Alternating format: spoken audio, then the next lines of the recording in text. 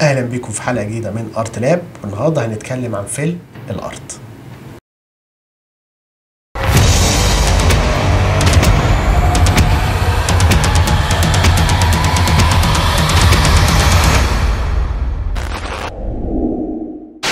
فيلم الارض هو فيلم مصري دراما من انتاج 1969 في قرية بسيطة سنة 1933. الفلاحين بيحاربوا اضطهاد إقطاعي ظالم بيحاول إن هو ياخد الأراضي بتاعتهم بعد ما خد المية بتاعتهم عشان يمد طريق للسرايا بتاعته. الفيلم من إخراج العبقري يوسف شاهين، في فيلم مختلف تماما عن معظم أفلامه. فيلم إن كان ملحمي زي معظم أفلام يوسف شاهين، ولكن هو هنا الفيلم قريب جدا من الواقعية بتاعة صلاح أبو سيف ومن الفلاحين، ودي ما كانتش حاجة شائعة قوي عن يوسف شاهين. السيناريو والحوار من كتابة حسن فؤاد، عن رواية الأرض لعبد الرحمن الشرقاوي. مدير التصوير هو العبقري محمود بكر، والموسيقى التصويرية من الجميل علي إسماعيل. الفيلم من بطولة محمود المليجي في أعظم أدواره، وقد يكون أعظم دور في تاريخ السينما المصرية، دور محمد أبو سويلم. شاركوا البطولة عزت العلايلي في دور عبد الهادي، يحيى شاهين في دور الشيخ حسونة، ونجوى إبراهيم في دور وصيفة. من أول لقطة في الفيلم، ايد فلاح شقيانة ماسكة الأرض والزرع كأن واحد ماسك ايد حبيبته بالظبط. بنشوف أسلوب يوسف شاهين إزاي بيدي لقطاته عمق وبيزيدها تفاصيل، طبقات ورا طبقات ورا طبقات، وبيستخدم النسبة الذهبية وهي نسبة حسابية في لقطاته. فبنشوف زي هنا كده، ودي بتبقى مريحة جدا للعين وبتخلي التركيز في الفيلم سهل جدا. وبنشوف بقى الطبقات، طبقة 2 3 4، وطبقة بيعرفنا بقى على شخصياته بذكاء جدا بدون اي اكسبوزيشن فادح، لا ببساطة جدا في سياق الحديث اليومي. نهارك زي الفل يا محمد ويا ابو سويلم. الفلاحة بتنده على الاتنين وبتصبح عليهم، عرفنا اساميهم، عرفنا ان هم الاتنين فلاحين، وعرفنا ان هم معروفين في البلد. بنشوف الولد الصغير بعد كده بيشاور على مجموعة من الشباب قاعدين كده لا شغل ولا مشغلة، وبيقول مين دول؟ فبيرد عليه دول من اهل البلد اللي راحوا مصر وما نفعوش، جحدوا الارض فجحدتهم. فبنلاقي هنا بقى تعريف بقى وتعريف بالناس بتاعت البلد دي، ان هم الارض دي بالنسبه لهم مقدسه، الارض دي بالنسبه لهم زي الام بالظبط، ما ينفعش تسيبها وراك، ما ينفعش تروح حته تانية وتسيبها، لازم تفضل لها. بعد كده بنعرف ان في مشكله في الميه، وبنشوف بقى وصيفه اللي هي يعني ملكة جمال القرية اللي كله بيحبها، كل شخصيات الفيلم تقريبا بتحب وصيفة، وهي بنت محمد أبو سويلم. حتى الواد الصغير اللي جاي بقى من مصر من البندر وشافها وبيحبها برضه.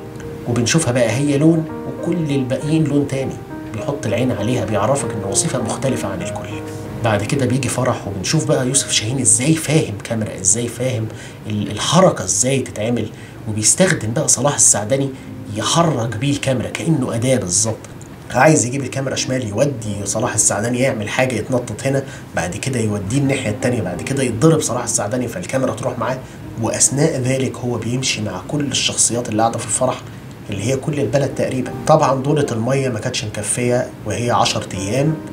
بنقابل العمدة بقى هنا، وبنشوف بقى ان هو شخص يعني ظالم جدا، اناني جدا، وجايين له بقى امر ان دورة المية اللي كانت 10 ايام ومش مكفية تبقى 5 بس. بعد كده بتهرب وصيفة كده في نص الليل عشان تروح تقابل بقى الولد الصغير ده اللي جاي من مصر، وبتقعد بقى نشوفها وهي بتحلم بالفلوس وبتحلم بمصر وبتحلم بقى بالعيشة بتاعت مصر بعيد عن الأرض وقرفها. فبنشوف عبد الهادي اللي هو عايز يتجوزها وهو بقى بيجري وراها بيدور عليها فما بيلاقيهاش. فبنشوفه ازاي واقف بقى صلاح شاهين موقفه وسط الصبار، وبعدها بيمشي وبيروح يقف بقى قدام بطيخة متاكلة ونار. البطيخة المتاكلة وصيفة طبعا هناك مع الواد الصغير ده اللي هو يعني شاب في سن المراهقة، وقدامه النار اللي هي بتمثل بقى الغضب اللي هو فيه وقاعد بياكل في نفسه. عبد الهادي ده طول الفيلم بياكل في نفسه. بعد كده بيجي مشهد تاني، بنشوف البقال اللي هو بقى الشخصية الكبيرة التانية في الفيلم، والمفروض ان هو صاحب ابو سويلم. فبنلاقيه بيرفض يبيع للفلاحين بالدين، يعني اللي هو يبقى لك عندي، ما بيرضاش. وبعد كده بيوظف بقى بتاع الحكومة قاعد بيتحايل عليه عشان يشتري حتى لو بالدين. وده كانت طبعا فكر موجود في مصر زمان، اللي هو الميري ده اللي بيشتغل في الحكومة ده يعني ده مضمون، ده سهل. الفقر بينهج بعد كده بقى في البلد، وأهلها وناسها بنشوفهم في حالة يرثى لها. بعد كده بيتجمع أهل البلد بقى عشان يناقشوا المشكلة دي عند بيت أبو سويلم، من كل شخصية بقى الاتجاه اللي بتاخده. فالشيخ بيقول ندعي، المتعلم بيقول نكتب عريضة للحكومة، شيخ البلد بيقول بالحسنى أحسن بقى، اللي هو يعني يا جماعة خلينا كده بالهداوة أحسن مع الحكومة طبعا لأن هو متنفع. أبو سويلم بقى اللي هو الثوري الغاضب اللي ما بيهموش بقى حد، بيقول لك لا هم 10 أيام هرول 10 أيام ماليش دعوة بحد، أنا مش هخاف من حد. بيقرروا ان هم يكتبوا عريضه وفي نفس الوقت يرووا 10 ايام يعني يعصوا الحكومه وفي نفس الوقت يحاولوا يصلحوها. بيروحوا يدوها بقى للشخصيه الحقيره بتاعت محمود بيه اللي هو بقى الاقطاعي اللي عايز بقى اللي بيلعب في الخفا وعايز كل الحاجات دي، عايز الميه وعايز الارض وعايز يمد طريق في للسرايا من وسط الاراضي بتاعت الناس وياكل منها. فبيقول لهم لا العريضه دي تعبانه جدا، هاتوا لي ورقه ثانيه عليها الامضاءات وانا هكتب لكم عريضه حلوه واوصلها لرئيس الوزراء. طبعا هم بيوافقوا ليه؟ لأن حتى المتعلم في القرية عندهم من كتر الاضطهاد ومن كتر التحقير المجتمع للفلاحين خلاه يحس إن هو قليل، عنده نظرة دونية. فعشان كده مجرد اهتمام محمود بيه يخليه يوافق على طول. بنشوف بعد كده مشهد بقى والشيخ قاعد مع العمدة وبينده على الناس اللي يحب الله ورسوله يجي يمضي. متنفع برضو من محمود بيه وهو رجل فاسد زي شيخ البلد وزيه زي ناس كتير جدا في القرية. بعد كده محمود بيه بيبعت محمد أفندي بقى المتعلم لمصر عشان يقابل رئيس الوزراء. أخوه ده بقى النقيض تماما، هو متعلم، أخوه جاهل تماما ما يعرفش أي حاجة في العالم خالص، هو راقي ونظيف وعايش الأبهة خالص. أخوه ده يعني بينام مع البهايم جوه في الزريبة، ما عندوش أي مشكلة وبيحب الأرض والطين جدا. وأخوه بينفر منهم، المتعلم بينفر جدا من الطين وبينفر من الارض وشايف انه اعلى من كده، ولكن اخوه على النقيض بيعشق الارض وطينها. فلما بيروح بقى يوصلوا المحطه ونشوف هو واقف يبص لقرص الطعميه كانه قدامه يعني افوكادو، اللي هو هيموت من الرغبه ناحيه قرص الطعميه. وبيقوم بقى بدوره هنا الرائع علي الشريف، احلى دور عمله في حياته. بعد كده بيجي مشهد لعبد الهادي وابو سويلم واقفين وبيرويه وبيوري له الارض عطشانه ازاي. فيوسف شاهين يورينا احنا ازاي الارض عطشانه، هم في الارض هم شايفينها، احنا نشوفها ازاي. فيوسف شاهين يروح مبهت الصوره ويحط لك الشمس على دماغهم بالظبط ويدينا احساس كده ان الارض دي بتولع نور. محمد افندي بيجي بعد ما بيقعد بقى في مصر مده طويله، عمال بقى كل شويه يركنوه على جنب، بيكلموا محمود بيه وبيروح يقابله. فبنشوفه بقى وهو قاعد مع محمود بيه وبيكشف له بقى اللعبه ان هو عايز يعمل طريق يعدي من الارض للسرايا بتاعته، وان العريضه اللي هو كتبها بتطالب بده. فهو يعني زي زور او ضحك على الفلاحين وحط اللي هو عايزه على الامضاءات بتاعتهم، هو غفلهم وفي الاخر بيعمل اللي هو عايزه. وبيقول لمحمد افندي خليك معايا تكسب. طبعا محمد افندي هنا بقى جواه صراع ما بين ان هو يخليه مع محمود بيه ويكسب ويطوق في اللي هو عايزه، او ان هو يرجع بقى البلد ويقول لهم شوفوا لنا حل في المصيبه ده يا جماعه، انا فشلت تماما. فبنشوف الحيره بقى في صوره انعكاسات بقى في المرايه، ويقفوا لك بقى يوسف شاهين كده وتلاقي الانعكاسات في المرايه وكانه فجاه بقى كذا شخص كل واحد فيهم عايز حاجه. فبيقرر انه يروح بقى للشيخ حسونه اللي هو راجل الازهري المتعلم صاحب ابو سويلم اللي ساب البلد من زمان وراح قعد في الازهر في القاهره. بيطلع لك ديزولف بقى من الشيخ حسونه للشمس بقى، الشمس اللي منوره المكان كأن بقى ده الامل، هو ده اللي هيغير بقى الليله، هو ده اللي هيجيب جون في ال90. بعد كده طبعا شح الميه بيخليهم بقى يقفوا يتخانقوا مين يروي الاول ومين يروي بعدين، والارض محتاجه اكتر وانا ما ينفعش عندي كده. فبيقعدوا يضربوا في بعض هيموتوا بعض. فجاه مرات ابو سويلم بتصرخ وبتقول البقره وقعت في الساقيه، وفجاه برضو الضرب كله بيقف وبيجروا هم كلهم، خصوصا الاثنين اللي كانوا ماسكين بعض بيضربوا في بعض، يجروا وينزلوا جوه الساقيه عشان يطلعوا البقره بتاعت ابو سويلم ايد في ايد بقى كلهم، بعد ما كانوا ايد في وش بقى وايد في ايد وبيشدوا بعض وبيحاولوا ان هم يطلعوا البقره. بيجي لهم خبر بقى ان الشيخ حسونه جاي من مصر، فبيجي لهم جرعه شجاعه وبيروا بقى الارض. وبنشوف بقى ايه تراك شوت جميله جدا للميه وهي بتجري بقى وسط الزرعه وبتجري بقى وسط الارض. وبعد كده يقطع بقى لمين؟ لابو سويلم وهو ماسك القله وبيشرب كأن الارض دي هي روحه، هو ما ينفعش يشرب لو الارض ما بتشربش. اول ما الارض تشرب ابو سويلم بيشرب. بعد كده بتيجي الحكومه بقى طبعا وبتقبض عليهم وبيفضلوا يعذبوا فيهم. ودي كانت طريقه شائعه زمان، ان هم لما يمسكوا حد يعوزوا يذلوه، خصوصا لو من الفلاحين، بيقصوا له شنبه او بيحلقوا له شنبه، عشان اللي بيبقى فيه عار في الموضوع شويه فبيكسروا عينه. بعد كده المظاهرات السياسيه بقى بتبدا ضد الحكومه وضد الانجليز، فبيطلعوا الفلاحين وبيخلوا دول جوه، وبياخدوا بقى اللي هم الشباب المتعلمين وبتوع المظاهرات بيرموهم جوه الزنزانه.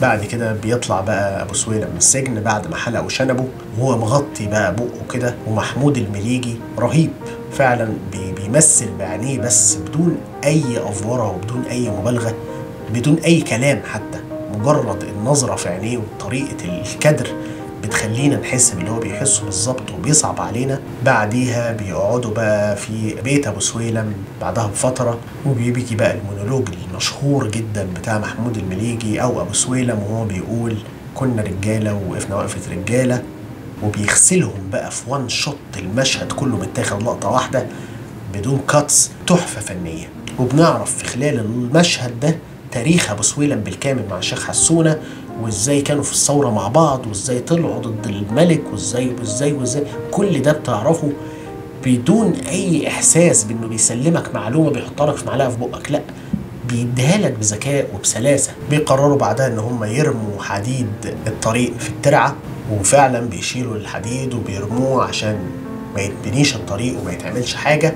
فالعمده لما بيعرف من كتر خوفه بقى من اللي هيتعمل ومن كتر خوفه من ان يبقى في ثوره في القريه بيموت، بيجيله صدمه ويموت. بعد كده بقى بتيجي الحكومه تبعت عليهم الهجانه، ودول بقى ايه يعني زي عصابات مأجوره، يعني زي اللي هم المرتزقه، بييجوا بقى بالجمال بتاعتهم والحصنه والكرابيك وينزلوا بقى على الفلاحين، والفوضى بقى بتعم في كل حته، وبيعملوا حظر تجوال محدش يطلع من بيته. بعد كده بنشوف بقى الشيخ يوسف اللي هو صاحب محل البقاله، وهو بيبيع بقى القضيه عشان يبقى عمده، وبيروح يتفق مع محمود بيه عشان يخليه عمده بعد كده. والشيخ حسونه نفس الحكايه، بيبيع الارض وبيبيع القضيه عشان ارضه هو مش هيعدي فيها الطريق. وبنشوف بقى الداتش انجل ازاي معموله، الكاميرا مايله بقى عشان تبين لك ميل الحال وميل الوضع والوضع الغلط اللي بيحصل في البلد.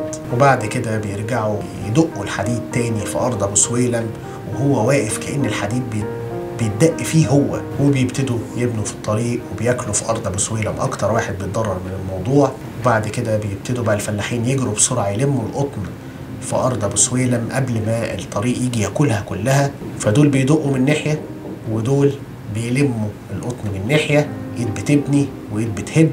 بعد كده بيجي بقى عساكر الداخليه والشرطه ويهجموا على الارض ويضربوا كل اللي فيها وياخدوا ابو سويلم ويضربوه. وبعد كده تشوفهم بقى في المشهد الايقوني المشهور جدا عن الفيلم، وهم رابطينه بقى من رجله في الحصان وبيجروه في الارض، وبنلاقيه ماسك الزرعه بايده في مشهد غير منطقي. هو غير منطقي طبعا ان حته زرعه في الارض تخلي الحصان كانه هيقع بالظبط، ولكن يوسف شاهين هنا بيقول لنا عن جذور الزرعه دي، عن قيمه الزرعه، عن قيمه الارض اللي ابو سويلم ماسك فيها. هو مش ماسك في مجرد زرع، هو ماسك في حق، ماسك في تاريخ، ماسك في الارض بتاعته. والفيلم ده كان سنه 69 وقبليها كانت حرب 67، فقيمه الارض كانت فيها تساؤلات في دماغ الناس، احنا بنموت ليه والحرب واللي بنخسره واللي بنكسبه. فالفيلم ده كان رساله للناس ان خليكوا زي ابو سويلم، حتى لو هتخسر دلوقتي، حتى لو هتخسر حياتك، الارض دي ما بتتعوضش. بعد كده بينجحوا في ان هم يشدوا ابو سويلم، ونشوفوا بقى على موسيقى الارض لو عطشانه نرويها بدمانه، وهو بقى بيتجر في الارض وبيمسك في الزرع وفي الطين، ودمه بيتنطور على القطن الابيض، وحرفيا بيسقي الارض من دمه. في فيلم الارض هنلاقي عده شخصيات: ابو سويلم وفضل له عبد الهادي، الشيخ حسونه وفضل له محمد افندي، الشيخ يوسف وفضل له علواني. الثلاثه الكبار حاربوا مع بعض، طلعوا مع بعض في ثورة 19، اتصدموا مع الحياة بعدها، وده حالهم بقى دلوقتي. الفيلم ده بيمثل حالهم دلوقتي، واحد لسه عايش وجواه الثورة، الاتنين التانيين واحد راح للتجارة وبيدور على مصلحته بس، والتاني حاول ان هو يبقى صاحب مبدأ وينشر المبادئ دي عن طريق ان هو يبقى في الازهر، ولكن برضه خاف وفقد الثورة اللي جواه، والشعلة دي اتطفت، فما فضلش من الثورة دي فيهم غير ابو سويلم. الفيلم بيبدأ بالأرض وإيد أبو سويلم ماسكاها، وبينتهي بالأرض وإيد أبو سويلم ماسكاها. الفيلم بيبين احتقار الفلاح والنظرة الدونية من العالم كله ناحية الفلاح ده، كأن الفلاح ده اللي هو أصلا بيعمل الأكل اللي الناس كلها بتاكله ومن غيره الكل هيجوع، ولكن مع ذلك في نظرة دونية كأنه هو أقل من البشر بشوية. في تقديس للمدينة، النظرة بتاعت الناس ان المدينة دي هي الجنة والأرض والريف ده هو العالم المتأخر. الحكومة وبعدها عن الفلاح في الزمن ده، وبنشوف ازاي طوال مدة الفيلم الموظف الحكومة الوحيد اللي بيقابلوه بيعملهم كأن هم غجر، كأن هم حوش، كأن هم ولا حاجة، بيهددهم بس. تكوينات يوسف شاهين في الفيلم ده، يوسف شاهين في الفيلم ده عمل لوحة بصرية مدهشة تكاد تكون أجمل ما اتعمل في السينما المصرية على الإطلاق بصريا. ما بين العمق في المشاهد، دايما في حاجة بتحصل في الثلاث طبقات أو الأربع طبقات بتوع اللقطة، دايما في حاجة بتحصل. عيل ماشي، جاموسة ماشية، أي حاجة، بط ماشي في الترعة، لازم تكون في حاجة بتحصل في كل طبقة، في حدث دايما.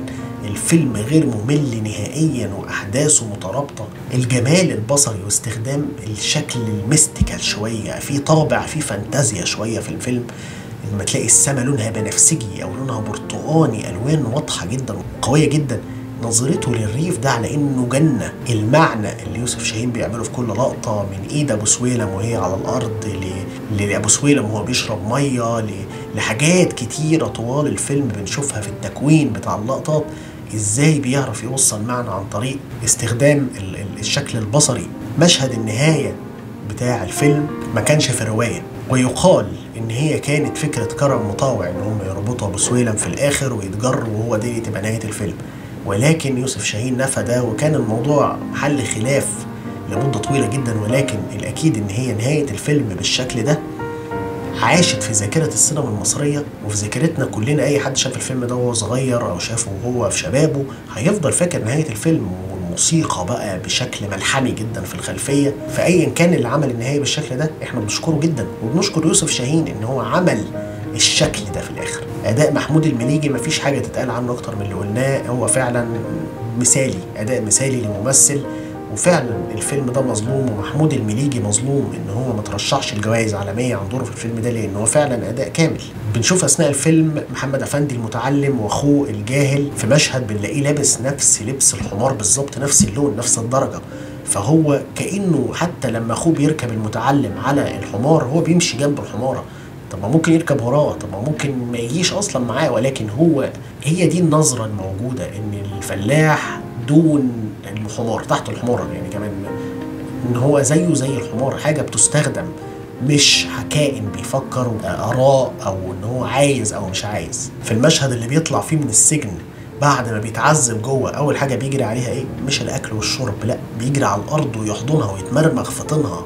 بنشوف الشيخ حسونة والشعارات والكلام الفاضي اللي في الواقع في الاخر ما بيتطبقش. بنشوف الفلاح ووصيفة، الفلاح اللي بيحب وصيفة عبد الهادي وبيحاول يسعى وراها طول الفيلم، ولكن هي رفضاه، هي عايزة تروح القاهرة، عايزة تروح المدينة. بنشوف التاجر وابنه اللي هو بخيل عن ابنه، مش عايز يديله حاجة، اللي هو بيجري ورا القرش المضمون، اللي هو ما عندوش أي ولاء لمدينته ولا لبلده ولا للقرية بتاعته، وكل ولاءه اللي بيدفع. وفي المقابل من كل ده بنشوف أبو سويلم المخلص الأصيل اللي مستعد يضحي بحياته في مقابل الأرض وفي مقابل إن هو يحافظ عليها. فيلم الأرض تحفة فنية ملهاش مثيل في السينما العربية، وبنشوف فيه يوسف شاهين في أعظم أفلامه على الإطلاق. بيرسم ملحمة للشخصية اللي محدش أنصفها، شخصية الفلاح المطحون اللي كله بيدوس عليه. الفيلم رسالة في حب الأرض اللي مش بتتعوض ومش بترجع لو ضاعت، في حب الدفاع عن الحق، في حب أبو سويلم صاحب المبدأ اللي مش بيبيع. النهاية مش سعيدة لأنه فيلم مش سعيد، والفيلم هو فيلم عن الحب بس مش فيلم رومانسي. هو فيلم عن حب الأرض، ولكن للأسف الواقع أظلم بكتير من القصص. أبو سويلم ساب وراه فكرة، ومفيش حاجة نختم بيها أحسن من جملة أبو سويلم نفسه لما قال: الناس عايزة أرض، والأرض عايزة مية، والمية عايزة واسطة، والواسطة عايزة سرايا، والسرايا عايزة طريق، والطريق عايز نهبة، والنهبة الفقير اللي هو احنا.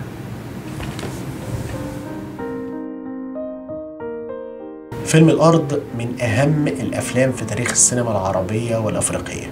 الفيلم تم اختياره في العديد من التصنيفات من أحسن 10 أفلام في تاريخ السينما المصرية، والناقد الفرنسي كلود ميشيل قال عن الفيلم ده: من الضروري أن يعرض المصريين أفلامهم في المهرجانات العالمية طالما لديهم أفلام زي فيلم الأرض. جان لوي بورمي قال عن الفيلم ده إنه مش حدث للسينما المصرية بس، ولكنه حدث للسينما العالمية كلها. والناقد جيرارد كونستابل قال إن فيلم الأرض هو علامة طريق في السينما المصرية، وهو جدير بإعجاب العالم زي أفلام هوليوود وروما وباريس. والفيلم تم ترشيحه للسعفة الذهبية في مهرجان كان. وتقييمات الفيلم أخذ 8.1 على IMDb. أتمنى فيديو النهاردة يكون عجبكم. أحب أسمع رأيكم في الكومنتات. لو عجبكم الفيديو لايك، شير، سبسكرايب، وأشوفكم في حلقة جديدة من أرت لاب.